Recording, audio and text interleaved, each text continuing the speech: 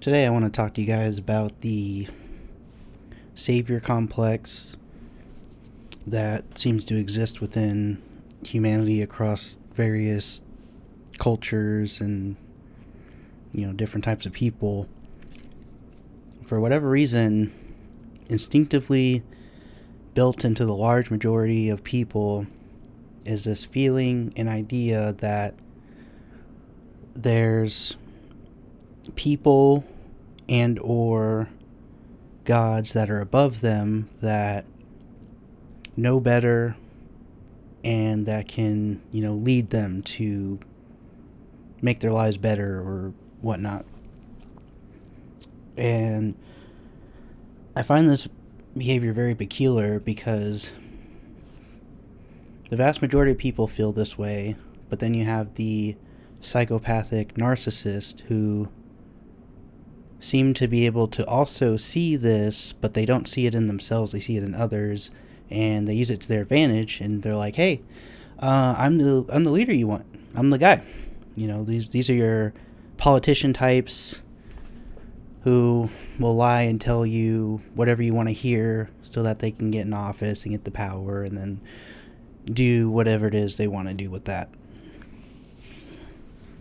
But whether it comes to the material world or the spiritual world, the theme is consistent that most people are looking for someone to save them. And from everything I've learned from observing reality to going through various philosophical and religious texts over the years, it seems to be the case that what needs to happen is the opposite. Like, there isn't someone who's coming to save you. You have to save yourself. You need to figure things out for yourself, and you need to actually self-actualize. And self-actualize, I feel like, boils down to just that simple phrase, know thyself. Like, do you know who you really are, really? Like, do you actually know? I don't know if this is the same for other people, but sometimes when I smoke weed, which I'm not like a huge pothead, I'm not like, oh, bro, I'm going to smoke all this weed and do all this stuff and bongs and stuff. I don't smoke like that. I usually just smoke a little bit sometimes to help me sleep, and it's legal here, so why the fuck not? But when I think about myself and my actions sometimes, reviewing it in my head when I'm high with this altered state of consciousness, I noticed that a lot of my behavior, which is obvious, but I feel like it's more, I don't know, you feel it more, it's more intense, but most of what I do is just completely on autopilot. Like, it's like it's not even me. If I had to explain like what me is, it would be, the observer, but you do so much where you're basically just kind of checked out. You're not even really paying attention, and your subconscious kind of driving the ship kind of thing.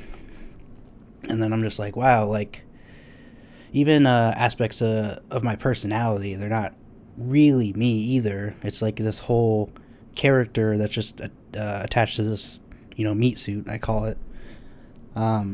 It's kind of trippy just to think about.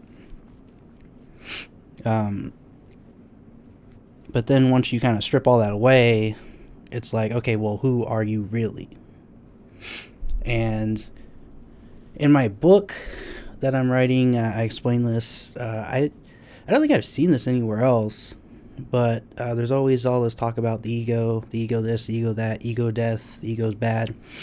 To me, the ego is just varying degrees of separation from source. So your body has an ego, your spirit has an ego, and your mind has an ego. And as you go up each ladder, there's less and less detachment from the source. So your physical, or your ego for your physical body is obviously necessary. Otherwise, you can't really exist in this reality. Like, it wouldn't work, because you would feel your connection to everything, and there's things you have to do to survive you wouldn't want to do, and then you probably just die. Like, you become like those people that are like, oh, I can just live off the sunlight, so I don't have to consume anything, or like whatever, and then they just starve themselves to death. Like it doesn't work. But with that knowledge in your head, you know, or you can learn. There's instances where your physical ego, your spiritual ego, and your mental ego all are kind of in alignment with what's going on, and then it's kind of like there's moments where you could do a lot more than you think you'd be able to. Like you can kind of, I don't want to say override reality, but you can inject things to be probable, that are probable to happen, or very low probability to happen, or manifested reality. But it's very difficult to do. It's not something you want to just rely on and do all the time. It's something that you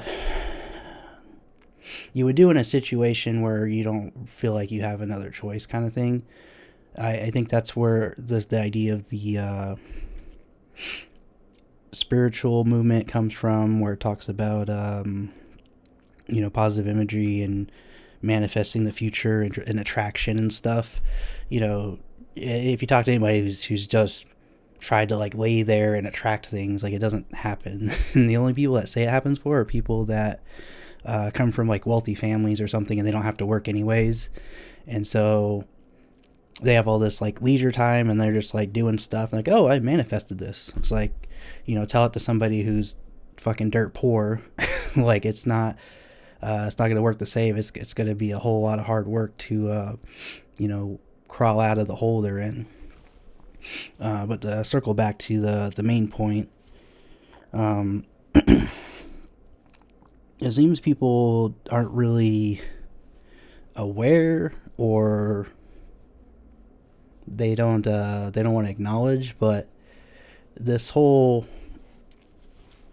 idea that you need this savior leader to help you through anything. That's what happened with the whole Trump thing, where there's the people that obviously hated him, and probably in this first term, the people that hated him, the reasons they would give would just be like this ism-phobe thing. Like they couldn't really articulate an argument. They would just be like, what do you mean? Like, it's obvious, kind of thing. And then there's people that loved him for no reason, really. Or, maybe they just like how he pisses off the other people. And then there's people in the middle, just like, yeah, he's done some things I like, he does some things I don't like. I don't know. It was just another politician, really, if you think about it. I mean, with the way he talks and acts and lived his life up to this point, I mean, he wasn't far off from a politician to begin with. He's like a salesman, basically. But there's people, that worship the ground, he walked on, more or less, even now, and they see him as like a savior and a chosen one. He's gonna fix everything, and he's gonna help us and whatever. And it's just like everyone else or any other politician, where these people are rallying behind them. They're saying all the things you want to hear, but then at the end of the day, they got their own agenda that they're working through, and people keep falling for it. And you have to ask, well, why does this keep happening? And one of the theories I have, it's not a good one. It's more of a thought experiment. Like I'm not gonna put any I'm not going to stand behind it or anything, but, one of the theories of humanity, because there's a lot of weirdness when it comes to us being on this planet. Like, we're able to be sunburned, which I think we're the only animal that has that issue. We're hairless, which would be a disadvantage. There's the way gravity affects our posture over time. It's as if we're not built for this kind of gravity. There's all these little things here and there, which kind of adds up to some people think that, we were created by aliens, with some genetic, splicing or whatever. I don't know, maybe. But if we entertain that idea, it would make sense that they might have put something in our genes to where we have this propensity to be subservient to these higher powers. And maybe, if, I don't know, something happened, they were here, and then they left, or they're actually still running things behind the scenes, I don't know.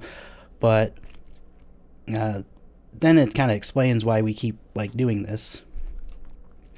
It could also be, just a plain old way we were made. We were homegrown, and we're all made to be followers for some reason, except for a couple random people that are like, that's stupid, I'm going to take advantage of this. That's also a possibility. But at the end of the day, no one's coming to save us. There's no magic person who's gonna just fix everything. It's basically probably some kind of repetitive cycle where things kind of get worse and worse over time, and then the people that are good but leading sounds like a pain in the ass are finally gonna step up and be like, you know what, I really don't want to do this, but I'm tired of this shit, so let's follow me, let's fix this shit. But then run into the issue where people start to follow them and then eventually start to worship them, and then it's just like, oh, you're the guy that's gotta fix all our problems and all this, and then it's just like, bro, can y'all get your shit together? Just get your shit together. That's all I gotta say for this part.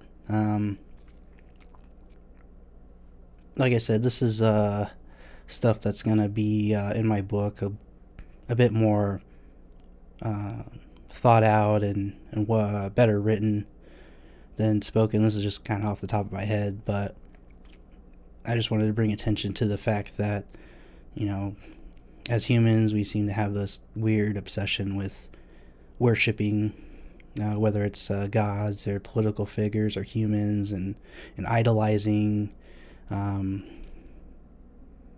in the entertainment industry. Not as bad as it used to be, but before social media and stuff like that, especially these actors and artists and whatnot, people would worship. They have posters all over the wall, oh my god, they'd see them in concert and pass out. It's crazy. There's actors I like, there's artists I like, and it'd be cool to go to a concert or meet them, whatever, but I wouldn't be I don't know, I wouldn't be all crazy about it. I'd be like, oh, I met a couple of artists before, shook their hand. It's like, oh, like the work you do, kind of thing. And that was it. It was cool. That's the story. But, I wasn't like, oh my God, it's so and so. But yeah, I just wanted to bring awareness to that whole thing, that whole idol savior. Will someone not me do something complex that seems to be hard coded in our genes or something. Till the next one.